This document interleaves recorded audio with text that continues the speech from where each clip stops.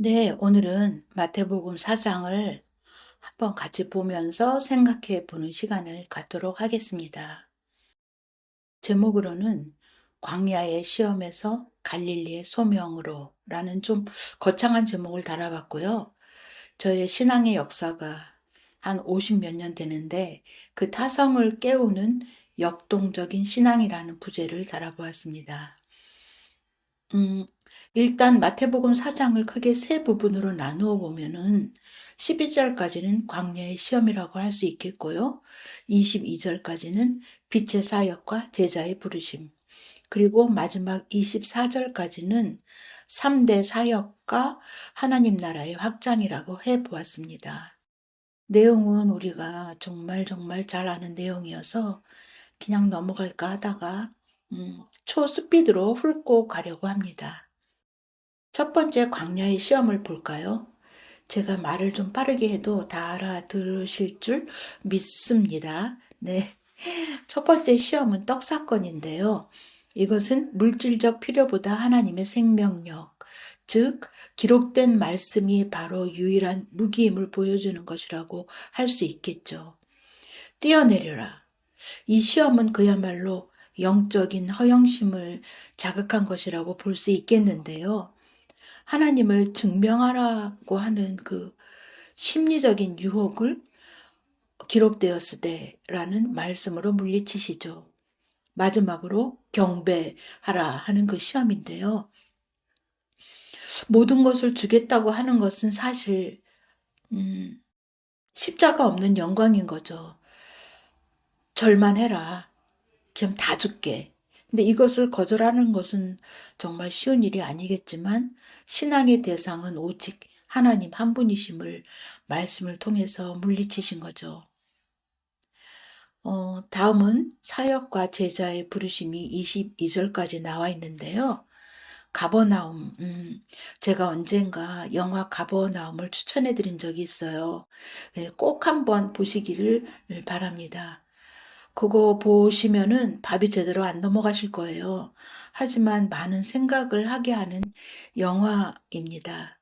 저는 사실 영화를 1년에 한 편도 제대로 안 보고, 뭐 넷플릭스도 1년에 한 번도 안 봐요. 좀 문화에 뒤처진 사람이라고 할 수 있는데, 어떻게 가버나움이라는 영화를 보게 되었어요.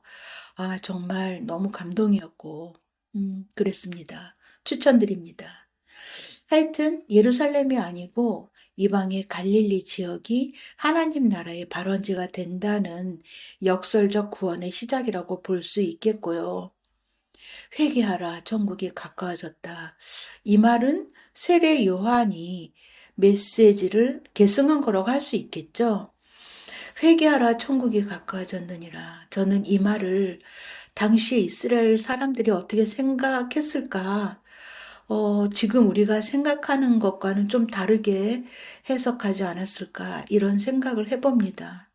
저는 알 수는 없죠. 음. 그리고 이제 야고보와 요한을 부르시죠. 그러니까 배와 아버지를 버려두고 예수를 따르는데요. 아, 정말 어떻게 그럴 수가 있을까 싶지만은 여기에 바로 예수님의 주님의 권위가 있다고 봐야겠죠. 음. 다음으로 3대 사역과 하나님 나라의 확장이 끝으로 나오는데요. 예수님 사역의 3대 핵심에 대해서는 이따가 다시 다룰 예정입니다. 정말 많은 결핍과 질병을 고치시잖아요. 영육 간의 모든 그 아픔과 질병이 치유되죠. 아, 정말 놀라운 일이고, 그게 바로 실제로 일어났다는 거예요. 그렇게 해서 저 수리아 지역까지 사역의 범위가 점점 넓어진다. 아, 이런 결론이 나오는 거죠. 이렇게 빛의 속도로 대략 읊어봤습니다. 이제 심화 학습을 한번 들어가 볼까요? 하나님 나라의 건축에 대해서 3대 기둥, 어, 3대 기둥 구조를 알아보아야겠습니다. 하나님 나라의 건축에 대하여 3대 기둥의 구조를 알아보아야겠습니다. 첫째는 준비. 그것은 광야에서 이루어졌죠. 여기에 고독의 장소 이렇게 나오는데, 정말 고독의 장소는 필요한 것 같아요. 고독의 장소에서 말씀으로 시험을 승리하였고, 그 키워드가 바로 기록되었을 때 이렇게 되어 있는데, 제가 십몇 년 전에 저기 왜 가평에 필그림 하우스 있잖아요. 근데 거기를 1박 2일로 한 서너 번 다녀온 적이 있어요. 그때 정말 내 일생에서 가장 힘든 때였는데, 그 필그림 하우스에는 메디타치오라는 방이 있어요. 아주 조그만 방인데 작게 들릴락 말락하게 음악이 틀어놓고 아무것도 없고 기도 의자와 방석만 있어요. 근데 그 메디타치오 룸에 얼마나 가고 싶은지 오로지 거기에 가고 싶기 때문에 몇 번이나 그곳에서 묵은 거예요. 메디타치오가 글쎄요, 침묵인가? 명상인가? 하여튼 그런 뜻으로 알고 있는데요. 그곳에서는 말을 할 수 없어요. 고요하게 그냥 있어야 하거든요. 음, 제가 또 관상 기도를 굉장히 좋아하는데요. 그 기도는 나의 내면을 고요하게 비우고 하나님의 음성을 듣는 시간이라고나 할까요? 오래전에 우리 교회에서 지금은 정동교회 목사님으로 계시는 천영태 목사님께서 1년 과정의 성인학교를 진행하신 적이 있어요. 그때 이제 목사님께서 가르쳐 주신 관상 기도를 처음 알게 되었는데 정말 너무너무 좋은 기도의 방법이라고 생각합니다. 여러분도 검색하셔서 관상 기도 쳐보시면 뭐 여러 가지 나올 텐데요. 한번 어, 체험해 보시는 것도 좋을 것 같아요. 어쨌든 우리의 삶 속에서 이 고독의 장소 같은 곳을 정해놓고 따로 떨어져서 고요한 침묵의 시간을 갖는 것도 참 좋을 것 같습니다. 두 번째는 선포와 소명. 이것은 갈릴리 해변에서 이루어졌죠. 일상의 장소라는 거예요. 여기에서 비로소 예수님께서 제자들을 부르시면서 천국을 전파하시죠. 키워드는 나를 따라오라. 이렇게 저는 정했습니다. 사실 우리의 소명은 교회 안에 있다기보다는 일상에서 있을 수 있죠. 내가 있는 그곳이 바로 선교의 자리라고 하잖아요. 저는 이전에는 정말 맨날 입버릇처럼 말했다시피 교회에 1년 365일 중에 250일 이상을 교회에 간 적이 있었죠. 그것도 교회에 하루에 한 번 갔냐, 하루에 세 번 간 적도 있죠. 저희 집이 의정부인데 24km 걸리는 교회까지 하루에 새벽에 가고 낮에 가고 또 저녁에 가고 이렇게 하루에 세 번 간 적도 적지 않게 있는 거예요. 그렇게 교회에 집중을 많이 했었지만은 요즘에는 생각이 많이 바뀌었어요. 그래서 집에서 또는 지인들과 같이 보내는 시간 역시 아주 귀하다 이렇게 생각을 하고 또 그 장소에서 내가 하나님의 자녀의 모습으로 보여질 수 있는지 점검하는 그런 시간도 될 수 있다는 그런 마음가짐으로 살고 있어요. 일상에서의 시간 역시 교회에서 시간 보내는 것만큼 귀하다. 어찌 보면 더 귀하다고 라고까지 저는 말씀드리고 싶습니다. 그렇게 온 수리아까지 확장되는 것을 볼 수 있는 거죠. 그러니까 열방의 장소, 교육하고 전파하고 치유하는 그 3대 사역을 통해서 천국 복음을 전하는 것이죠. 근데 여러분께서는 천국 복음을 어떻게 생각하고 있는지 정말 궁금합니다. 우리에게 천국 복음은 어떤 것일까? 이따 한번 나눠보겠습니다. 그리고 다음에 보시면 음, 거룩한 왕의 서막이라고 되어 있는데 마태복음은 특히 왕으로 오신 예수님에 대해서 강조하잖아요. 근데 그 대관식이 물론 없었지만 참 역설적이게도 메마른 광야에서 시작되는 것이죠.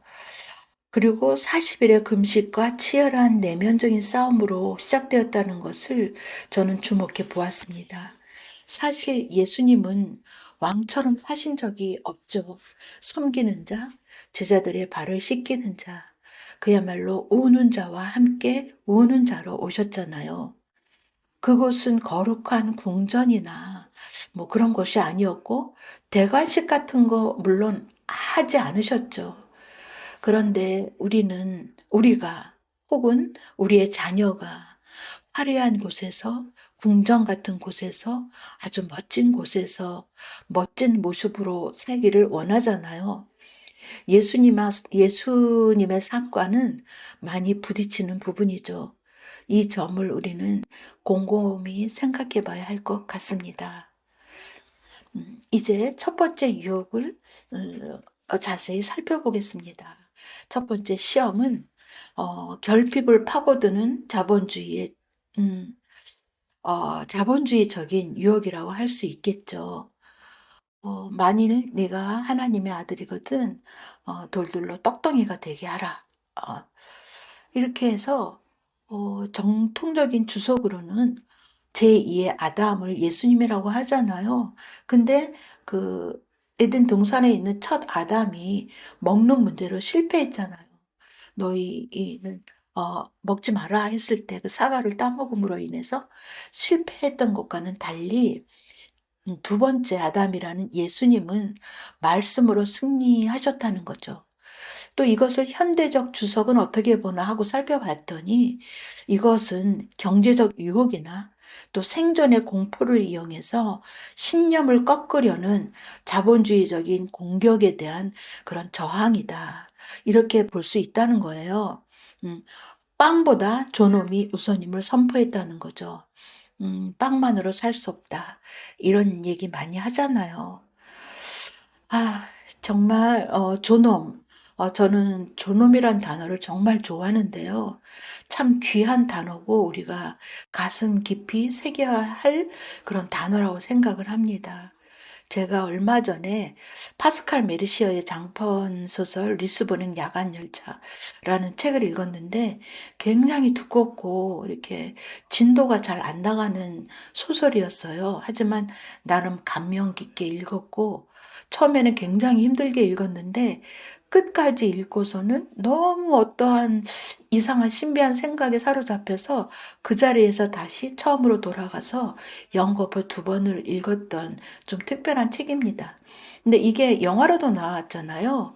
그 유명한 제레미 아이언스가 주인공으로 나오고 또 상도 여러 곳에서 많이 탄 좋은 영화라고 하는데 영화는 아직 저는 못 봤어요.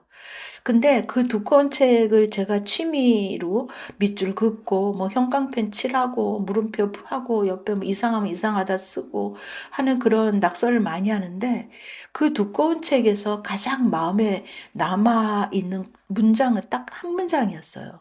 예, 저희 블로그에도 써서 올려놓았는데요. 그 문장을 읽어드릴게요. 그게 400 몇 쪽에 나오는 문장이에요. 뭐냐면은 음, 스스로의 편에 서는 것도 존엄에 속한다. 이 문장이에요. 그러니까 저는 이렇게 생각합니다. 우리는 하나님의 작품이잖아요. 정말 존엄한 존재죠. 하나님이 쓰레기를 만드실 리가 없잖아요. 그러니까 우리는 하나님으로부터 존엄하게 부여된 아주 멋진 피조물이라는 거죠. 이렇게 나에 대한 존엄을 갖지 않으면 타인에 대해서도 어떠한 존엄을 부여하기 힘든 것 같아요. 이건 좀 다른 이야기인데 그냥 같이 나눠 보았습니다. 다음은 두 번째 시험이에요. 성전 꼭대기와 종교적 허영이라는 제목을 잡았는데요. 너 하나님의 아들이면 여기서 뛰어내려봐. 참 엄청난 유혹이죠. 증명하라는 거잖아요. 근데 증명 못할 리가 없죠. 사실 우리는 천성적으로 뭔가 보여주지 않으면 잘 믿지 못하죠. 하다못해 뭐 금리빨 만든다 뭐 이러면 또 막 쫓아가잖아요. 지금 오늘이 사실은 제가 굉장히 바쁜 날인데 음, 이런데도 이제 열심히 이 자료를 공부하면서 생각해 보면서 또 많은 은혜를 받게 된 거예요. 뭐냐 하면은, 모든 것은 전적으로 하나님의 뜻이라는 거. 나에게, 어, 뛰어내릴 힘이 있다. 뭐 이렇게 파워가 있다라고 생각하면은 이런 유혹을 받게 되는 거죠. 정말 우리가 살면서도 주의할 점이라고 생각합니다. 그러니까 안전이 보장된 곳에서의 가짜 믿음과 슈퍼스타 메시아가 되라는 그런 고도의 심리적 유혹을 사탄이 준 건데요. 예수님은 그 종교적인 쇼맨십 대신에 십자가의 길을 택하신 거죠. 음, 정말 우리도 생각해 봐야 할 것 같습니다. 세 번째 시험은 천하만국과 힘의 논리라고 했는데요. 그거죠. 경배하면 모든 걸 준다는 유혹. 정말 절만 하면 다 주겠다는 거예요. 그것은 지금 현재에서 그거를 생각해 본다면 권력과 타협하는 거라고도 볼 수 있겠는데요. 그 부당한 체제와 결탁해서 얻은 권력은 결국 사탄에게 절하는 것과 다름이 없다는 거죠. 이것은 또한 메시아의 사명을 왜곡하는 것이라고 볼 수 있겠는데요. 사탄은 고통 없는 영광을 제시해요. 십자가 없는 부활. 그래서 타협을 요구하는 거죠. 우리가 많이 알고 있는 그 격언 있잖아요. No cross, no crown. 고난 없이 영광 없다. 이런 말이 있는데 예수님은 얼마나 멋지신 분이냐면 이런 제국적인 가치관이나 폭력적인 정치를 딱 거부하신 거예요. 그래서 처음부터 끝까지 철저하게 사랑의 논리를 선택하셨다는 거죠. 정말 힘의 논리가 얼마나 무서운지 여러분도 아시잖아요. 근데 예수님은 무기가 무엇이냐? 사랑이었다는 거죠. 처음부터 끝까지 사랑의 논리로 가시는 거예요. 너무 멋지잖아요, 우리 예수님? 그러니까 우리가 갖고 있는 것이 사랑의 무기인지 아니면 내가 가진 능력이나 재산이나 달란트인지 생각하게 만드는 부분인 것 같습니다. 음. 제가 여기에서 가장 중요한 단어를 하나 픽했습니다. 바로 기록되었을 때입니다. 우리가 주관적인 감정으로 치우치기 쉽죠. 또한 뭐 기적 같은 거 바라기도 쉽고요. 하지만 변하지 않는 기록의 말씀, 기록된 말씀이 우리 승리의 유일한 열쇠라는 거예요. 그러니까 우리의 결핍을 채우는 것은 순간적인 어떤 기적이 아니라 하나님의 말씀에 대한 신뢰로 우리의 결핍을 채울 수 있다는 거죠. 여기에서 생각해야 할 점을 저는 이렇게 생각했습니다. 나는 삶의 결핍을 채우기 위해서 하나님의 능력을 이용하려는 걸까? 아니면 결핍 속에서도 하나님의 말씀을 신뢰하고 있는가? 생각해 볼 문제로 제가 한번 적어 보았습니다. 그 다음은 패러다임의 전환이라고 할 수 있겠는데요. 가장 어두운 곳에서 시작된 혁명이라고 말해도 좋을 것 같습니다. 세례 요한이 잡힌 후에 예수님의 사역 본부는 뭐 화려한 예루살렘 성전이 아닌 변두리로 향하잖아요. 그러니까 주변부, 그러니까 종교적인 기득권을 떠나서 우리가 소외되고 아픈 자들이 모이는 곳으로 전략적으로 이동할 필요가 있다는 것을 예수님이 미리 몸소 실천하고 계신 것 같아요. 이것은 이사야 구정의 예언, 흑암에 앉은 백성이 큰 빛을 보았고 이것의 완벽한 성취라고 그렇게 말하고 있습니다. 음, 저는 성경 전체가 패러다임의 전환이라고 생각하고 있어요. 또한 예수님이 하신 모든 말씀이 우리가 가지고 있는 기존 패러다임을 전환하고 있는 게 아닐까 하고 생각합니다. 이 세상에서 우리가 가치 있다고 생각하는 것의 그 가격표를 예수님은 제로로 만들어 버리시잖아요. 우리가 좋아하는 돈, 명성, 우리가 하고 싶은 그 자랑들, 또 우리가 건강, 막 너무너무 추구하고 있는데 이런 것들에게 마음을 팔지 말라고 하시는 것 같아요. 사도 바울도 같은 말을 하잖아요. 내가 가진 모든 것을 배설물로 여긴다. 바로 그 말이 그 말인 것 같아요.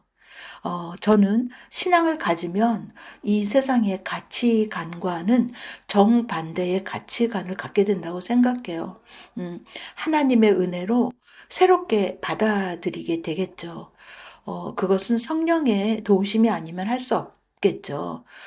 세상 사람들과는 표대가 다른 거죠. 이 세상 사람들하고. 하긴 우리도 이 세상 사람들이긴 한데요. 뭐라고 할까요? 마음가짐이 다르다고 할까요? 어, 우리가 생각하고 있는 궁극이 이 세상 사람들이 가지고 있는 물질적인 추구나 그 어떤 성공과는 다른 어떤 거를 가지고 있지 않을까, 또 가져야 되지 않을까, 저는 그렇게 생각하고 있습니다. 여기에 보면 이방의 갈릴리에 비친 큰 빛 이렇게 나오는데 여러 지명이 나오죠. 스불론, 납달리, 뭐 가버나움, 아까 말했던 가버나움이 위로의 마을이라는 뜻이라네요. 어, 여기에서 저는 어떤 메시지를 가져왔냐면은 교회는 세상의 중심이나 어떤 파워를 가진 기득권이 되려고 하기보다는 사회의 어둡고 소외된 곳에 빛으로 존재해야 한다. 이런 메시지를 저는 생각해 보았습니다. 제가 개신교를 50몇 년 다니지만은 한 서너 번은 가톨릭으로 개종을 할까라는 생각을 심각하게 한 적이 있어요. 왜냐하면 가톨릭은 굉장히 겉모습, 속은 알 수 없지만 굉장히 그 가난한 자, 어둡고 소외된 자와 함께하는 것을 많이 나타내잖아요. 예를 들면 옛날에 김수환 추기경님이 계실 땐가 그때 이제 크리스마스 성탄 이브 행사를 그 옛날에 상계동 판잣집이었을 때 거기에 굉장히 그 낡고 허름한 그 움막 같은 집들이 있는 곳을 찾아가서 거기에서 성탄 집전 예배를 한 거를 제가 TV 영상으로 본 기억이 나거든요. 그렇게 보여주죠. 우리가 가는 곳은 척박하고 그리고 소외된 곳, 결핍이 있는 곳을 찾아가야 된다. 이런 것을 제스처라도 카톨릭은 보여주고 있는데 개신교는 보면은 뭐 교회를 크게 짓는다거나 뭔가 이렇게 뭔가 크게 뭐 아주 우람하게 아주 웅장하게 하는 것에 더 많은 노력을 기울이지 않나? 그리고 저는 개인적으로 그런 생각 좀 아쉽게 하고 있습니다. 여기에서 이제 드디어 선포의 말씀, 중요한 말씀 나오죠. 회개하라, 천국이 가까이 왔느니라. 메타노이아.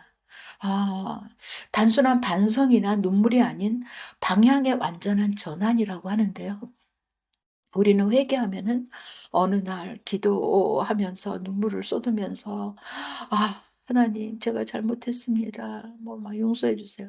물론 그런 것도 필요하겠죠. 그렇지만 거기서 끝나는 게 아니라 아까 말했듯이 패러다임의 대전환을 하는 그 용기가 필요할 것 같아요. 방향을 돌려버리는 거죠. 표대가 바뀌는 거죠.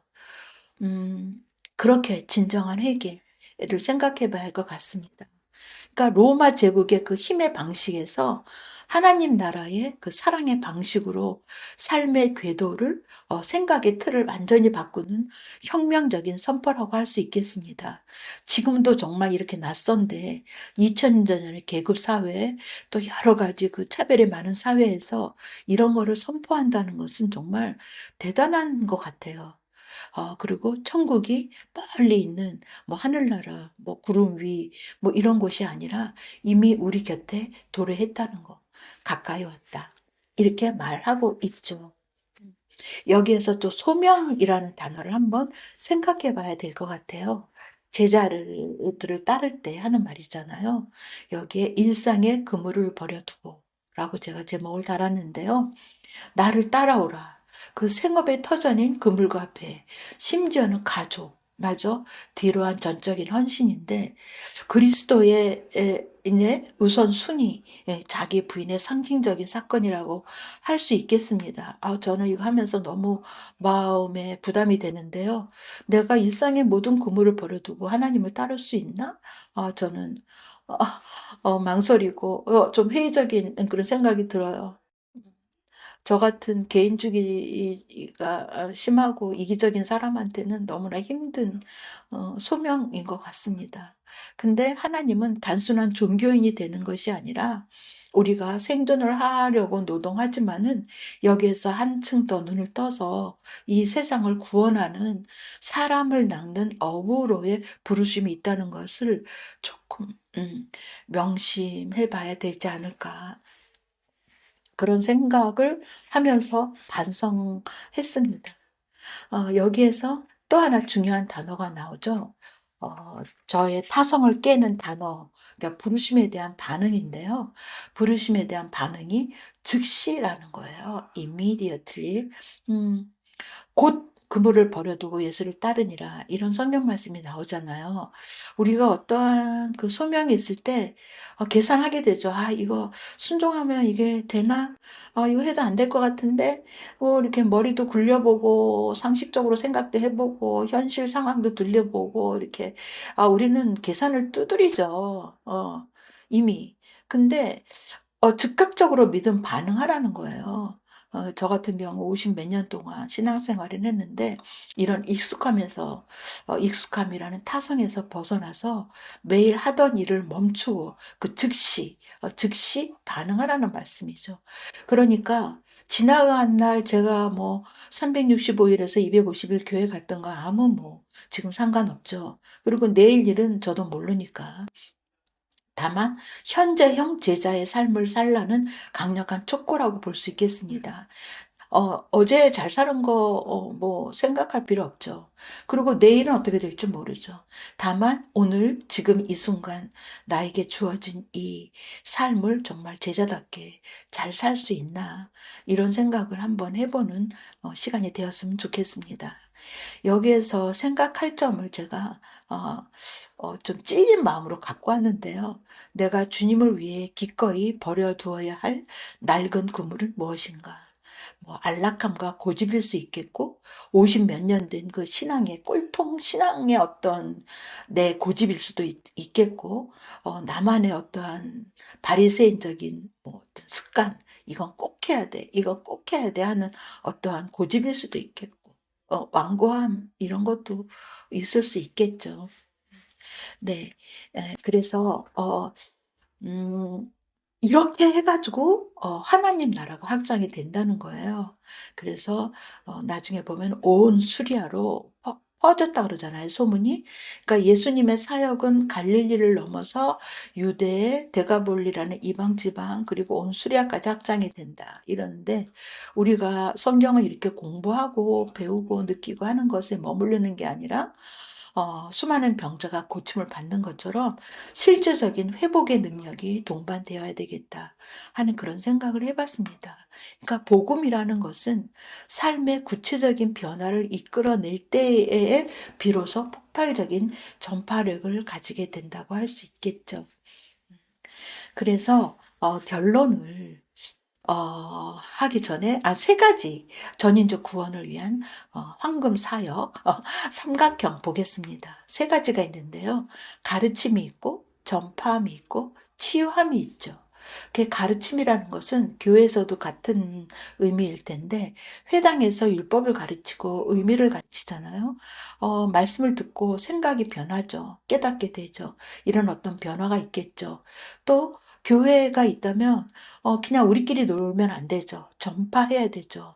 그래서 우리가 일상에서 한 발짝 밖으로 나가서 내 앞에 마주하는 그 사람에게 그 천국 복음을 정말 전파할 수 있는 그런 마음이 있어야 되겠죠. 신앙인이라면. 그리고 교회는 치유하는 곳이어야 한다는 거죠. 마음이 병든 자, 힘들고 고통당하는 그런 사람들 하나님이 부르셨잖아요. 그러니까 모든 병과 약한 부분과 어떠한 결핍을 고칠 수 있는 곳이 교회이어야 되겠습니다. 교회는 건물도 되지만 우리 각 사람도 각 교회잖아요. 우리 각자도 가르치고 전파하고 치유하는 그 세 가지 사역을 해야 될 것은 물론이고 또 우리 교회도 물론 그래야 되겠죠. 그래서 이 세 가지가 잘 교차할 때 이론적인 하나님 나라가 아니라 실제적인 그 회복으로 완성된다고 볼 수 있겠습니다. 그래서 저는 결론을 이렇게 지어보았습니다. 우리는 치유하는 공동체인가? 우리 교회는 치유하는 공동체인가? 우리가 준비와 결단과 실천을 해야 되겠는데요. 준비는 뭐냐 하면은 주관적 감정이 아닌 기록되었을 때 하는 기록된 말씀으로 유혹을 이겨낸다. 그 다음에 결단은 뭐냐면은 저처럼 50 몇 년 믿은 그 타성을 깨고 주님의 부르심에 그 즉시 나의 타성이나 나의 고집이나 어떤 편파적인 것들을 내려놓을 수 있어야 되겠다. 그다음 실천은 주변의 아픈 이들을 돌보는 전인적인 삶으로 우리의 신앙을 증명해야 되겠다. 이렇게 생각을 해보았습니다. 우리가 이 발자취를 따라갈 때에 교회는 기득권이 아니고 어떤 파워가 아니고 누구한테 보여주는 게 아니라 구석구석 세상의 아픔을 실제적으로 고쳐주는 치유의 손길로서 예수님의 손길로서 어, 자리 잡아 가야 될 것 같습니다. 생각할 점을 해놨는데요. 우리 공동체는 우리 동네의 어둡고 아픈 곳을 밝히는 빛의 역할을 잘 감당하고 있을까? 이렇게 한번 되돌아보는 시간을 가졌으면 좋겠습니다. 이렇게 마태복음 4장을 제 나름대로 생각해서 공부해서 여러분께 알려드렸는데요. 잘못 전한 거 있을지도 모르겠어요. 하지만 제가 생각하고 있는 거의 어느 한 부분이라도 여러분들 마음속에 새겨져서 하나님 나라에 조금이라도 더 가까이 가는 여러분들 되시기를 소망합니다. 함께 마태복음 4장을 묵상하는 가운데에서도 여러분께 하나님의 은혜와 사랑이 함께 하셔서 좋은 시간이 되었기를 예수님의 이름으로 기도합니다. 이렇게 들어주셔서 감사합니다. 음, 오늘은 여기까지 하겠습니다. 감사합니다.